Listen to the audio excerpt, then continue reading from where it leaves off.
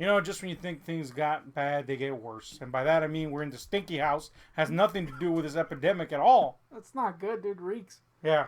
But anyway, the scent of dog feces aside, we're gonna have to soldier on because we just literally soldiered through 6 hours Yep. of The Stand, which we have a couple of Stephen King's shit or hit, or apparently Stephen King's shit or hit or tit, according to some, Classic. on backlog. But this one seems apropos to do right now, as one, we're in the midst of a pandemic, and two, we're in the midst of a new adaptation of The Stand. So what a better time to talk take about the stand. Yeah, to take a stand and say we're gonna review the old one that's like out the door right now. You know what I'm saying? It's exiting. It's saying I did my time. I'm gone. Fuck it. Let's talk about it, guy. So here's the thing. Elephant in the room, besides us. Mick Garris directed The Stand. You already know how I feel about Mick Garris. If you don't, let me surmise it for you like this. Stinky boy! He's a nice guy. He's a nice guy. I mean... Great mane. Great fucking mane. He could be a fucking gallant horse if you wanted to. But a good director, he is not. That being said, a lot of people believe that The Stand is his, I guess, magnum opus as a director, his greatest achievement. I beg to differ. Clearly it's Critters 2, but it is one of his better offerings. But does that a good movie make? Answer, Mick Garris directed this movie. Does that a shit movie make, though?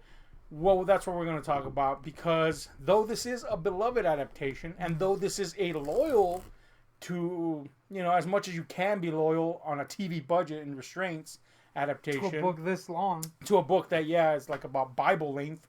Does that equate to a good product overall? We're going to talk about the ups and downs of this particular piece. Now, Mick Garris, guy. Yeah. Let's go in a little further, guy. Great mane. Great mane. We've established that. He is a nice guy. Yeah. Big ass nose. Big nose. I'm a fan of big noses, but not on guys. Yeah. This is all unimportant to the film, other than to say that he is a nice guy. He has a very great reputation. By all accounts, he seems to be a fantastic person. Yeah. But sometimes when you're a director, you got to kind of be an ass. Yeah, a little bit, yeah. You definitely got to know how to delegate. You got to know when to push your actors and when not to. When to do a second take, for crap's sake. There's several big problems, but I'm going to start off with this one, with The Stand, and it's that it all feels like a first take. Like he didn't even bother to shoot more than one take. I would take it one step further and say that chunks of this movie, especially the latter half, feel like a rehearsal take. Yeah. And sometimes you hit the nail on the head on a first rehearsal take, and sometimes you don't. And even then, you got to contend with other issues that this movie has, which we'll talk about. But let's just get that out there. As is typical of a lot of Mick Garris movies, it seems like he doesn't know how to get the most out of his actors. And that's a shame, because there's a lot of great actors in this movie. We got Gary Sinise in the lead. You know what I'm saying? He's a great actor, guy. And though he does carry as much of the weight as he possibly can in this movie, you can only do so much when there's other elements in play, or worse, when some of the other actors aren't allowed to, or are just incapable of picking up the slack, But there are some good actors, and they do the best that they can, given that everything feels like it wasn't even tried more than once. I mean, you know what I'm saying? And maybe it wasn't. I don't know, man. I wasn't on the set, but this was a TV production, so they had a limited amount of time to do it. Plus, we also got to judge this from the point of view of the fact that TV productions in the early 90s weren't exactly what they are now. Now a normal episode of episodic television is like movie quality, basically. Back then they were like, nope, this is our movie, guy. It's 6 hours long, and you're gonna like it, And it didn't matter if it was like soap opera level. It was just what they made, So we gotta put it in context of its time, sure, but that doesn't mean we have to excuse flaws. So first out the gate, I'm going to say this sucker across the board feels like everything is a first take. And sometimes that works because you got great people like Ed Harris. It's hard for Ed Harris to suck. You know what I'm saying? But when you put Ed Harris in the middle of a scene that looks about as flat as my culo, there's only so much the man can do. Yeah. Gorgeous bald man that he is. I'd marry Ed Harris, I'm guy. not even gonna lie. I don't think I have seen much of Ed Harris young. Mm-hmm. He's a good-looking bald guy.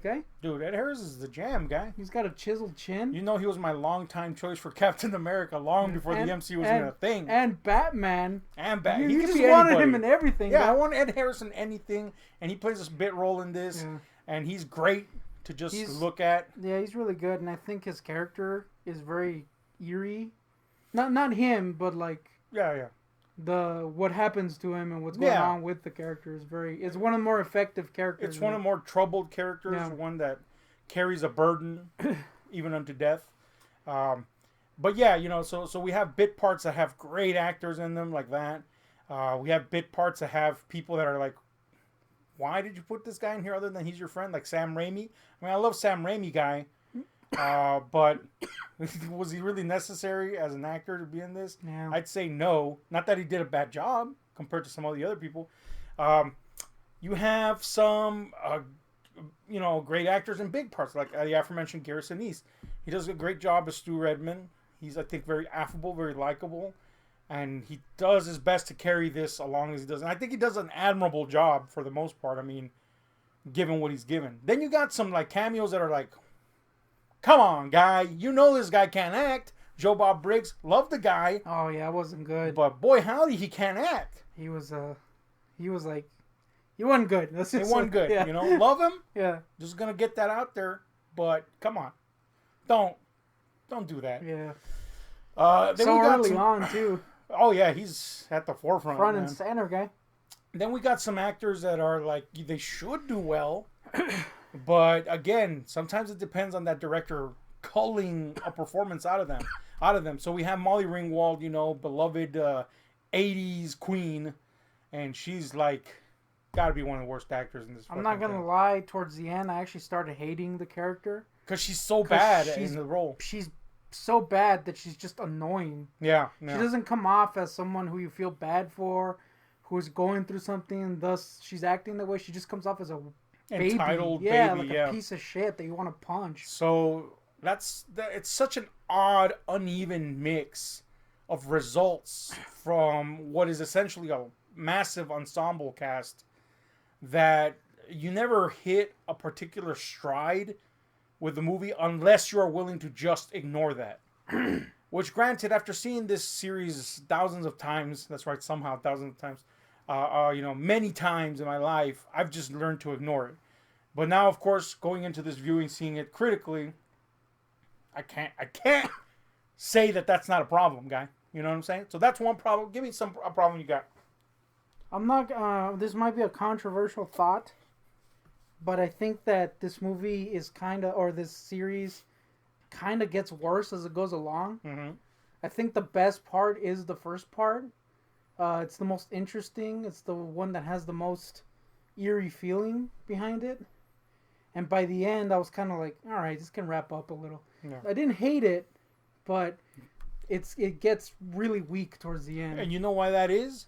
Because the final parts require vision to translate what's going on. Yeah, you could get away. I'm sorry. Let me just get this one real quick. You could get away with the first part not necessarily having great directorial cinematic vision because it's just character buildup. And that's why it works. These are interesting characters, whether they're translated to the screen or not. They're interesting in their core foundation. That's just because of the book, you know. But that second half requires you to have some vision to translate that stuff as exciting or believable or cool. Yeah, and he doesn't have that. I think especially because the last part is basically where you get all your flag. Mm-hmm. And he has like scenes with people that you know are supposed to come off as weird or not weird but creepy and menacing and shit, but they don't. Yeah. He's just a guy talking to people. And mind you, I actually think the guy did a good job. I liked him. I thought he was pretty cool as him. He did what he could. basically. Mm-hmm. But when the scenes are just kind of flat, he's just talking to people, and he's just kind of like a wiener at this point. Mind you, it's supposed to be to take that kind of route, but this is the first time you really see the character, and he's kind of a wiener. Yeah. So there's like no menace behind him. The problem, I think, is that they don't take advantage of presenting Flag as what he's supposed to be, a tempter, a manipulator, a devious person. They do show you elements of that, but you don't feel the menace in that. Yeah. And when you finally do see him, it's at the end of his rope when he's already losing grasp of everything. So you're like, okay. And yeah, like you said, the guy's great. He actually looks like Flag's supposed to look like. He has charisma to him. You could see him under a better director doing good stuff. And a better director would have known how to translate his menace in the lack of his presence. Yeah. Which is kind of like in the book, he's hardly there, but you feel his presence throughout. And Garrus just did not manage to bring that throughout. Instead, he just kind of, we got a shot of a crow here, which sadly is probably the most effective stuff as to saying that he's manipulating and pulling the strings. But some of the stuff just comes off as too hokey. Yeah. Or just overall ineffective. Although some are to the degree that they can be.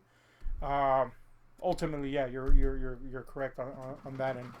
Here's another big problem that I have, and thankfully it's not present in this remastered Blu-ray, but it was for years, and that was the inconsistent color palette in the movie. At times, in the old scans of this, and if you have old DVDs or old VHS, you can see that still. It was such a dramatic change that it would go from looking quasi-cinematic to downright like basement level public access network shit, I remember the scenes with Ed Harris being particularly awful looking. Like it was just a guy. You might as well have just filmed a guy in an empty room with an echo and no lighting, and it would have had the same effect. Yeah. Now they fixed that with this Blu-ray transfer, but it's something that for years always bothered me. And it makes me wonder if that was there for all those years, how much control did Mick Garris really have of that? Did he at all? Is this a last-minute fix with a claim that it's... We don't really know, but it was a thing that if you don't have this Blu-ray, you will maybe notice. I'm going to add another complaint to that, and is the music in this sucks balls. Oh, it's dude. some of the worst I scoring. thought I was alone with this on this one, but I hated it. No, it's terrible. With the exception of course, the iconic use of Don't Fear the Reaper. Every single piece of music in this fucking thing is the pits. It's too much, man. Lots of...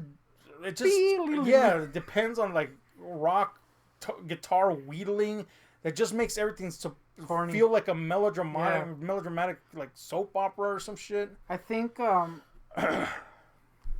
don't want to make this comparison, but this is what was running through my head when I was watching this, the later part of it. I feel like, and I think it has to do with how blandly it was shot. Right. I think it almost reached that thing I hate in Christian movies, where the good guys are floating around and they're like untouchable, and they're just kind of spouting out shit that's just like, all right, guy, I get it. But I think it's because of how shitty the dialogue was shot. Because, like I said, with the stuff with Randall Flagg, he's having like these kind of supposed to be freaky, supposed to be menacing scenes, but he's just kind of there talking to people. And I think that's what I got. That's why I was getting that feeling from the scenes with the good characters towards the end.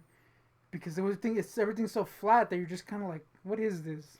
It's kind of a weird thing because the novel ultimately is, if you read the novel, it plays like a variety of things. One, it plays like a dark fantasy. It feels like a dark fantasy in a realistic setting. That is to say, America during a pandemic, adequately enough. But it's still the elements of dark fantasy are so strong in it, which is something that is almost, if not completely, not in this adaptation. It doesn't feel that way. At times you can see that they were trying to do that and it just doesn't work. And there's a few scenes where maybe they touch on it a little bit, but it's just not a thing. You know, a bog roll in the background ruins that. But anyway, that's one facet of the novel. The other facet of the novel is that it's kind of a tale of dark Christianity. Mm-hmm. It's an apocalyptic tale that's very clearly an allegorical end times biblical story. So the good characters are inherently good, and if they're not inherently good, they're tools of the will of God. And in fact, everybody in the story ultimately is revealed to be a tool in the will of God. And that in the novel comes across incredibly well, but here condensed to 6 hours and heavily juiced up with tons and tons and tons of what's it called? The dialogue with the thing and thing, you know, where it's oh shit, I forgot the name, the word for it, guy. Expository dialogue. Yeah. You know, it's just so juiced up with expository dialogue stylings that you feel like they're saying the same thing over and over again. It starts coming off kind of preachy, which I'm not one to jump on that, especially because I know what it's trying to do. Mm-hmm. But I think that's kind of why it stands out so much. Because you kind of know what it's trying to do, but like I haven't read the book, so you kind of know what it's trying to do, but it keeps going on and on about the same shit. It's so clumsy with it. Yeah. You know what I'm saying? There's none of the finesse that's in the novel. Yeah. Which is on one side a little bit peculiar because this was adapted by Stephen King, and I'll talk about that, you know, a little bit more right now. But you also understand that he condensed 1,000 and something page novel into 6 hours. So you do kind of strip characters down to their basics. You combine characters. You completely eradicate subplots and stuff like that.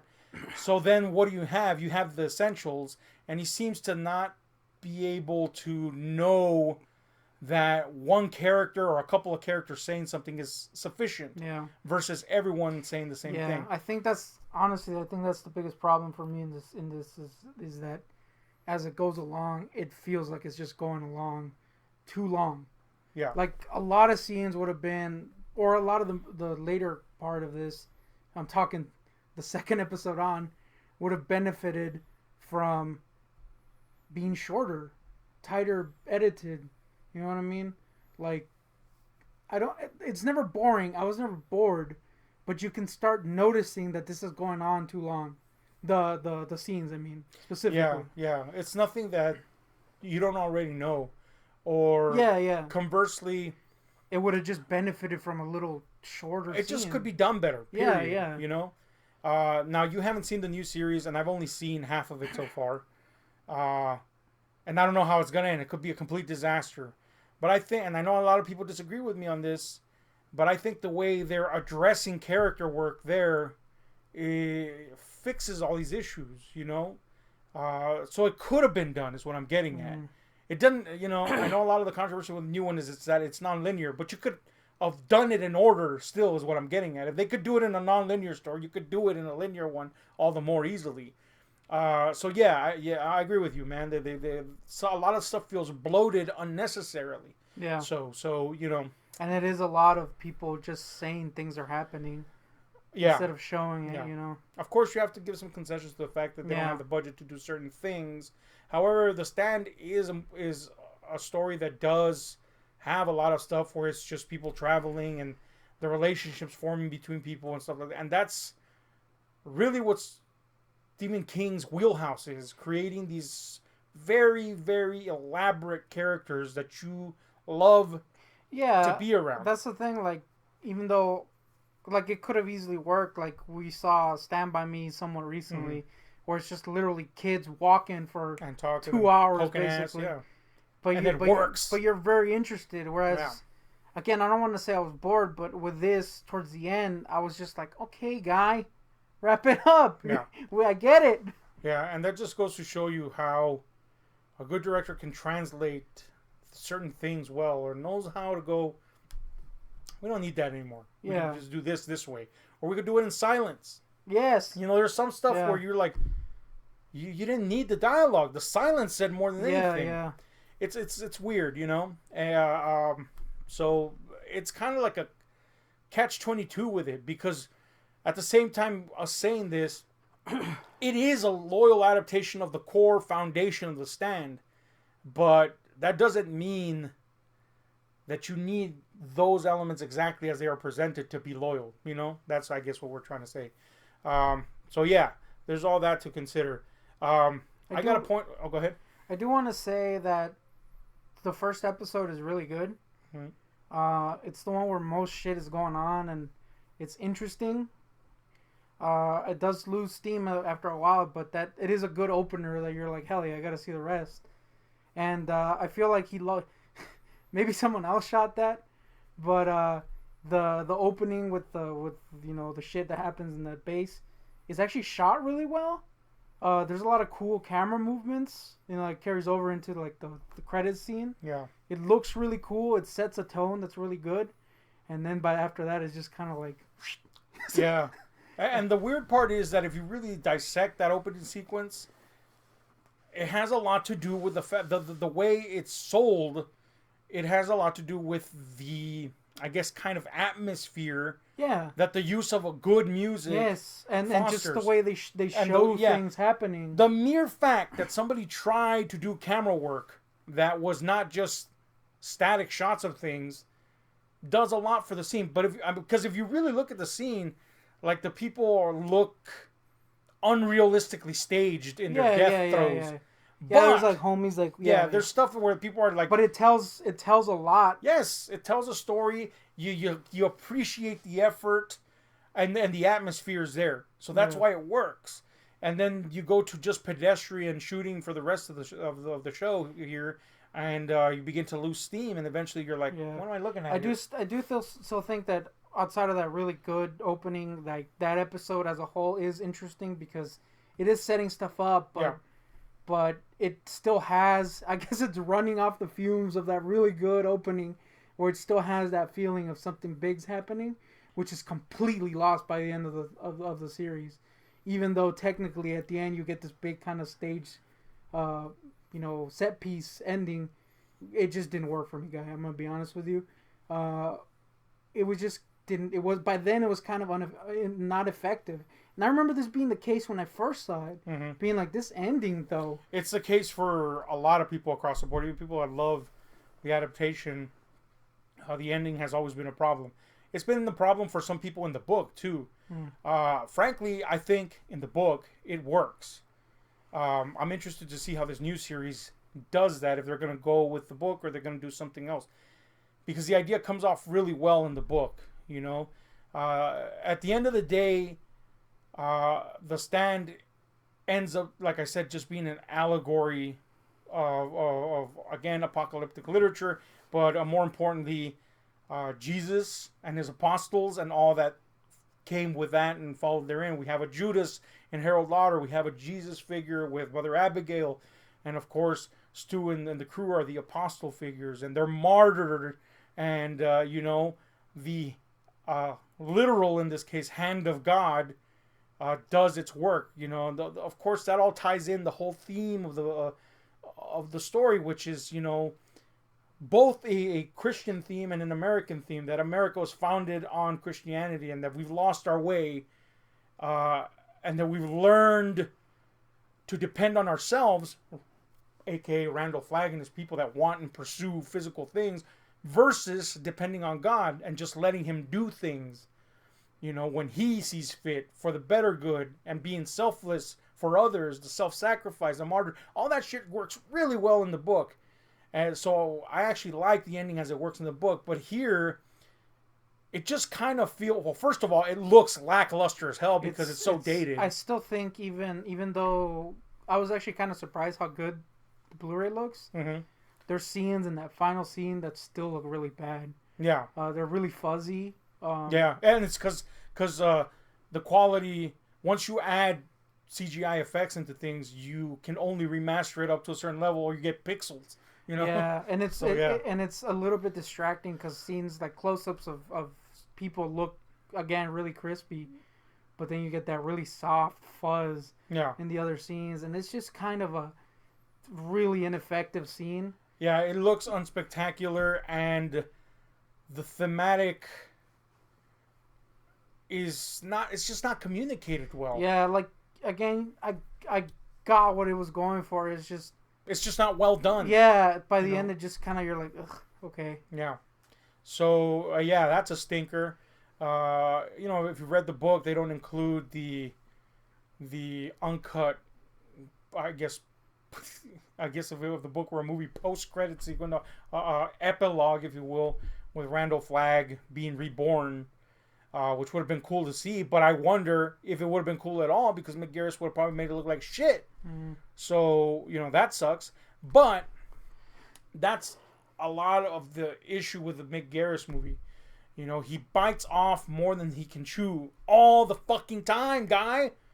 All the time. And when you have an epic scale fucking story, you got to deliver on the goods, at least on some level. And he just seems to, like you say, as the story unfolds, he seems less capable. Yeah. Because there's more stuff on the table to deliver with. It's weird because even though I know for a fact this wasn't filmed in order, it feels like it is. And by the end, he was just like, all right, I give up. Yeah. He just has that feeling. And it's weird because he tries to bring across the idea of scale with effects, which in the Mick Garris movie, that hardly ever works. He always has some shitty, low-quality basement effects. And you can get away with that if the movie's good. And here, sometimes... let me put it this way. They quote Yeats in this movie. Is it Yeats or Yates?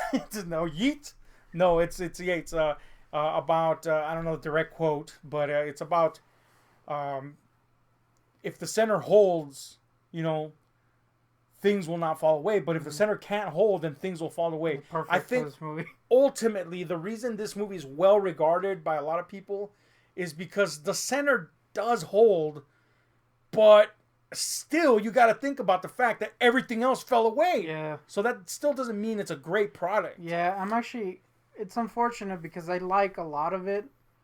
Like I said, I think even though when he does come in, he's kind of shitty. I think the guy playing Flagg does a lot to have that menace, especially in the earlier, when he's just kind of there in the background and shit.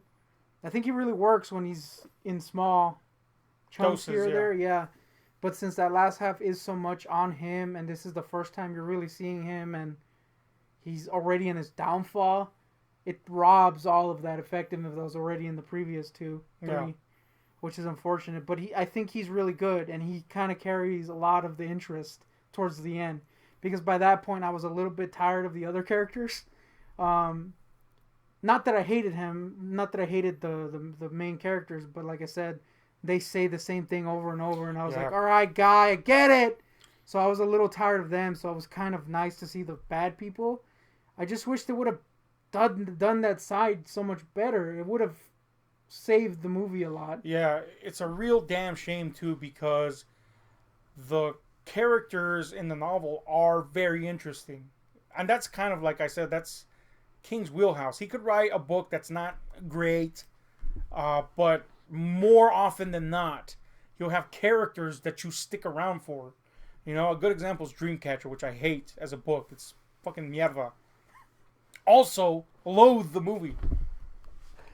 But in the book, the characters, the core group of friends, are so interesting and so fun to be around that I stuck it out that whole book, which is a big honker of a book, just for them. Even though I was like, man, this book is not great, they made me stick around. You know what I'm saying? I can't say that for every book. The Institute, mad stinkers across the board. But that's usually a thing with King books, that, I mean, granted, most of the time he does good stuff, but even if it's a stinker, you hold on for those characters. And with The Stand, it's not a stinker, the book, and the characters are interesting. All of them, good and bad. Small or big characters, doesn't matter. And here, like you say, by the end of the whole affair, you're kind of like, why didn't they let these guys do other things? Say other things, other than repeat and repeat and repeat the same thing over and over again. You get tired of them. Yeah, which is unfortunate, especially Fran. Hated Mad her. tired of her, yeah. I would have hated her with a passion. Also, some characters are kind of shortchanged a little bit, you know, like we don't get to be around them as much as we should.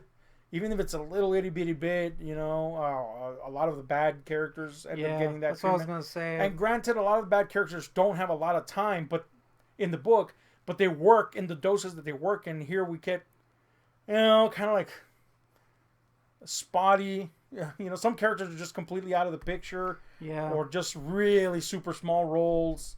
You know, so you get what you get, I guess. And you got that homie playing his like right hand man. I forgot his name. What's his name? No, why did I forget his name? Harry? Is that his name? I believe so. What's that? Miguel Ferrer. Yeah. You got him, who gets introduced in the first episode, and then he almost completely disappears until the end. I mean, he's there, but very little. And it's kind of, I mean, thankfully he gets something to do in the last bit, but you got such a good actor, and you kind of use him so little. Yeah. You know what I mean? It's kind of sucks. And they have scenes together, him and Around a Flag, that could have worked if they were shot well, and they almost worked because of the actors, but ultimately they fall flat because of how just shitty it's shot and how it keeps going on, you know.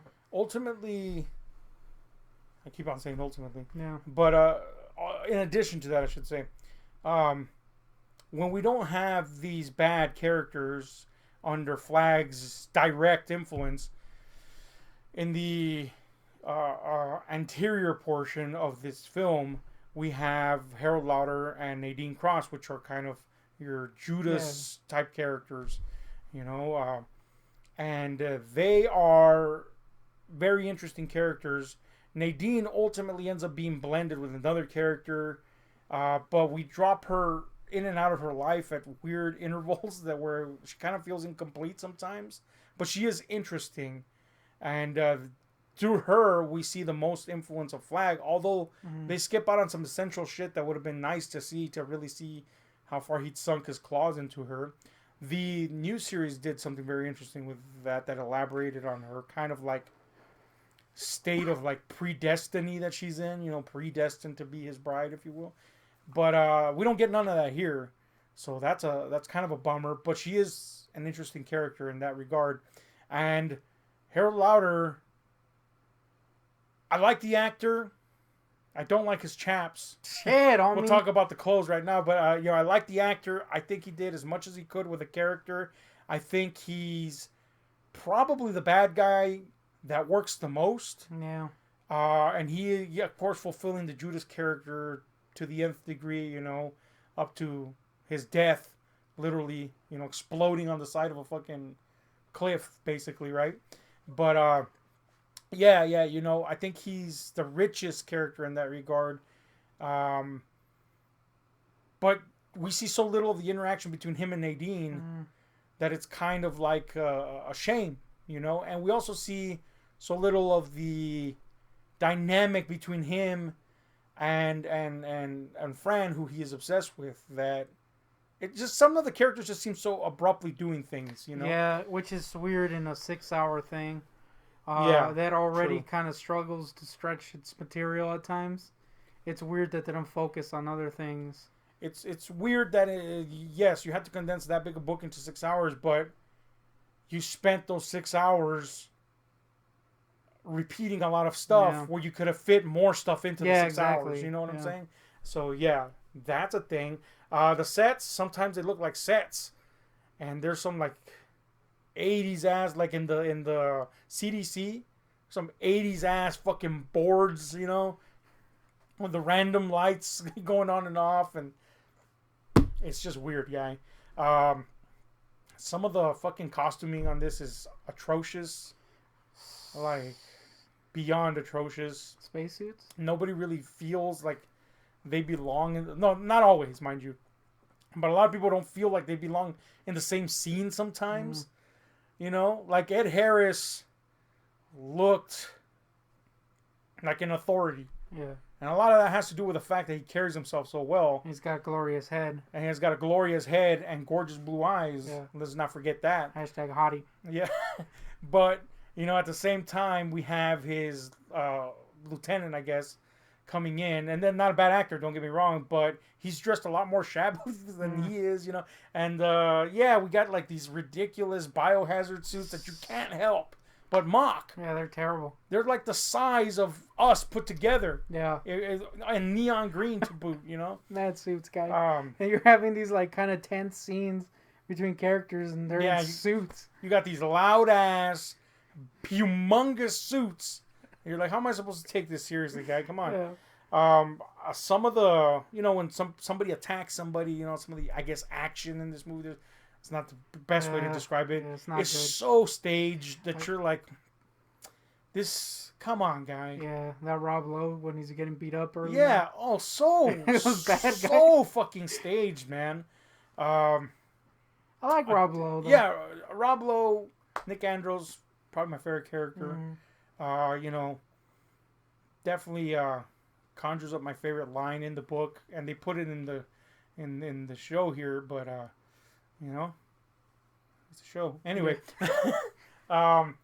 whenever we have the dream sequences, it's very clearly a set. A super set. And that's kind of okay because there are dreams and they have a surreal quality. But you can, like, maybe not make him look like a set guy. But it's not. It's not a more total corn guy. Yeah, really, you need a little more corn guy. Yeah, it's like one corn in there. But what I'm saying is, you can distinctly tell when a set is a set and when it's not. When props are a prop and when they're not. And that's not something you want in a movie, You don't want to be like, oh, look, mad set, versus a location or what have you. So that's something you got to contend with, man. What else, guy? They do got some good corpse effects. And I do think that the old effect is pretty good.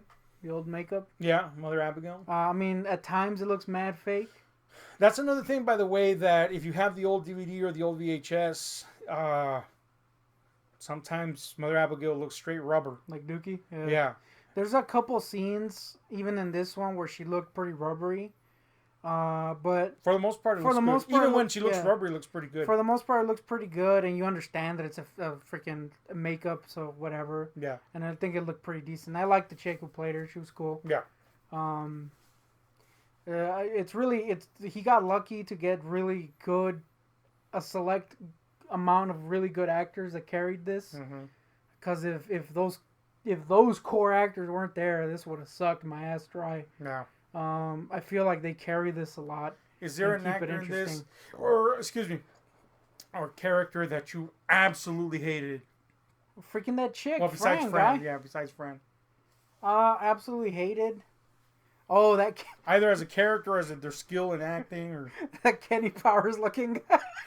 Oh yeah, a lot of like the background actors. They're terrible guys. They're like, what era are you from? They're bad. You don't look 80s, you don't look 90s, you don't look anything. You just made up some era for you. Yeah, I feel like I could say almost all of Randall Flagg's goons that are like background goons, not named goons. Named goons were alright, but the background goons sucky. Instantly, you're like, this guy sucks. I could beat this guy up. Guy. They all look like he just got fat guys running around. Man, they're bad. They're bad. But also, as far as talking characters, with roles, substantive roles or important roles, I kind of hated at first. I hated the doctor that's like antagonizing. What's his name? Stu. But he actually had a decent scene before he died. Yeah. So I didn't mind him too much. But at first I was like, oh, this guy's acting. But like prolonged, I can't think of any. I'm sure there's one that I'm not thinking of right now. Yeah, and see, that's the thing. There's a lot of, if not great actors, they at least do their job. Yeah, they're trying. But they can only carry the production so far before you realize the production needs money and the production needs a talented director and all that jazz. And really consistent actors, because though there's a lot of good actors they're playing off, like you said, some that are a little less capable. So it's kind of like a weird mix. Like I can't say I hated any of, that I can think of at least, I hated anybody, but you could definitely see that guy is not playing well off that other person. Yeah, You know? which by the way feeds into that original thing that I said, where it feels like this is all first take. Sometimes you can have a real, well, not shitty. Let's say like a B tier actor with an A tier actor. I'm talking in terms of their quality of acting, and eventually, after playing off of each other, one will rise to meet the other as much as he can. And here it just feels like they went like, "Oh, that's good, guy. Let's print that shit right now." Like I hate to go back to it, but I'm standing here a little, and it's that those scenes with Ferrer and Flag. We know he's a great actor, and you know up to that point, at least I was like, hell yeah, this Flag guy is rad. Yet those scenes fell flat because obviously, like you said, it was like a mad first take or something, and there was no real chemistry between them, even though they had been interacting before. It was really strange. Yeah. So yeah, you get a lot of that in the movie, in the series or whatever. Plus Kenny Powers. Damn, that Kenny Powers guy is clearly Kenny Powers. So yeah, The Stand is riddled with a insane amount of problems that it has to get over, and yet, like we said, the series has had a following for a long time. I myself enjoy watching the series every now and then. I've never been one to excuse its flaws, and here going in this time expressly with the mind frame of looking at it critically, you know, I can't imagine any new people liking the series other than if you already liked it. Yeah, I was kind of like, we took a break between the first two episodes, went to eat, and I kind of mentioned that even though I wasn't hating it and I couldn't really judge the last half, I kind of mentioned that I could see the second episode losing people now because that setup is interesting in the first episode. But then you get 2 more episodes of setup, and you're like, oh man, all right, guy. You could have, and it's not that it gets boring, but it just could have been done better. And you start feeling that it's still setting up something, you know what I mean? And then the inevitable disappointment of that payoff at the end kind of almost destroys it. See, the thing is, book-wise, it is setting up something. Yeah. Each character has a character arc that leads somewhere. The problem is that it doesn't feel like natural characters doing stuff. It feels like a setup. Yeah. So ultimately, you're just going to be disappointed. Yeah. Whereas if it was well done, you would have been interested throughout. Yeah. Which I think, and I don't know if you'll react this way the same, because a lot of people are like, I hate this. But I think the approach of the new series is doing that incredibly well. Each episode basically is setting up 1 or 2 people, and that's it. And that's kind of all you see, unless they interact with somebody else, and then they don't get an explanation until an episode later. Yeah. And they laugh, and that's such an interesting way to keep you guessing and keep. Yeah. If you're familiar with the story, which is really why I wanted to show you this, other than we have to review it for the series, so that you refamiliarize yourself with the story, so that you could go into this other one. If you're familiar with the story, seeing it in this new way that this new series is doing it. It really, really, really does a lot to keep you on your toes, and because there are new elements and new character motivation. I feel that's definitely a wise thing to do, because some stuff that works in books maybe doesn't come off well as on TV, or maybe it was just the fact that Mick Garris stinks. Mick guy. Because look at The Shining guy. He did the series for that, and it sucked. You feel the weight of just characters being introduced for 2 episodes, or for 2 hour-and-a-half episodes. It starts kind of being like, all right, guy. Yeah, and since we don't have either the budget or the apparent interest to show these characters in some form of conflict beyond the most superficial things, then why are we being introduced to them at this length? Yeah, exactly. Yeah, that's exactly what it is.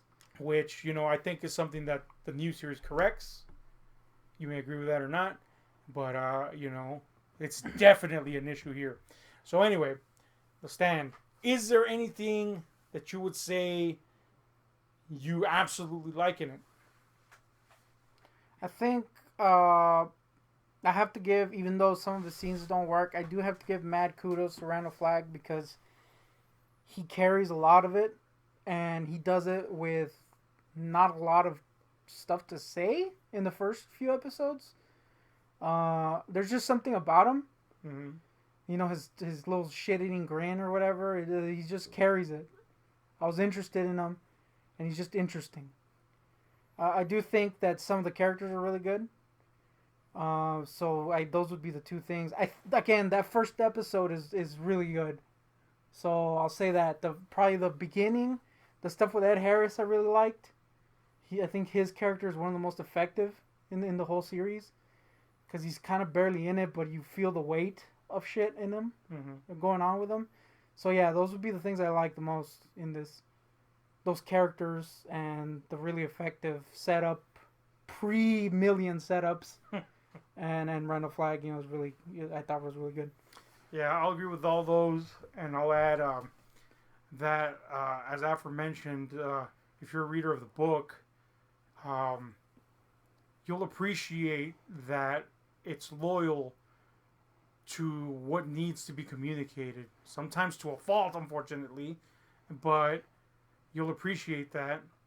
So that's a good quality, but like I said, it's marred by the fact that a shit director was in command of it. So that's a good with a bad type of scenario. And yes, like I said, some of the actors are great. Some of the effects are really cool, and some of them are okay. So that's surprising given Mick Garris's, Sleepwalkers, guys. Just watch that and be like, wow, we could have gotten those effects instead. I do. Now, some effects do suck balls. I remember I don't know, maybe they redid it, but I remember the morphing effect being way worse. Maybe that's just because by that point, I was checked out as a kid. And that was the only thing I could... I kind of remember being worse too. Right? But I don't think they redid it, and if they did, well, good. It looks a lot better. Yeah, don't get me wrong, it's not good, but it's interesting looking, at least. Yeah, it's like a kind of pseudo melt away. Yeah. Some of them work and some of them don't, but I don't think the effects-wise, nothing ever lost me, so that's cool. And again, it just goes to show you, it's not about the effects, it's about how you foster an atmosphere, an environment for the people to work in. Yeah. I'm sorry, to exist in and all that stuff. Yeah, so many of the scenes that in my head, was like, this should have been so much better, were just people talking. Yeah. And it's just, the way he shot it was not good. Yeah, you need a cinematic eye to make dialogue, people talking interesting. Not always, man. Some people could just make people talking interesting off the cuff, but Mick Garris is not one of those guys, and so he needs something, some pep to his step, guy. And it's too late for him. He doesn't have it, but this movie doesn't have that. So that's a shame. But it just shows you how good these characters are at their core, and the fact that they're loyal to the book tells you how good they can be, because despite all these insurmountable things, they stand. So there's the thing, So yeah, we will be reviewing the new Stand series once it's complete, so that you could see it as back-to-back as possible, which is, I think, one of the biggest mistakes CBS did, was dishing out a non-linear series, an episode a week. Like, okay, guys, I get it. You want subscriptions? Come on, guy.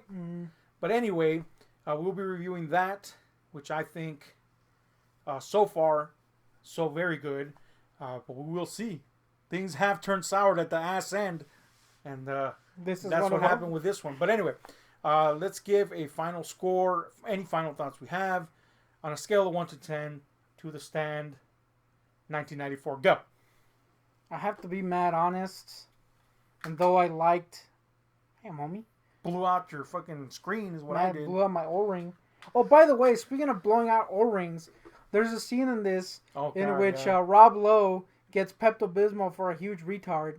Which, by the way, if you want to see a show that says retard 10 million times, this is the one. But he gets Pepto for his retard and he puts it on a seat.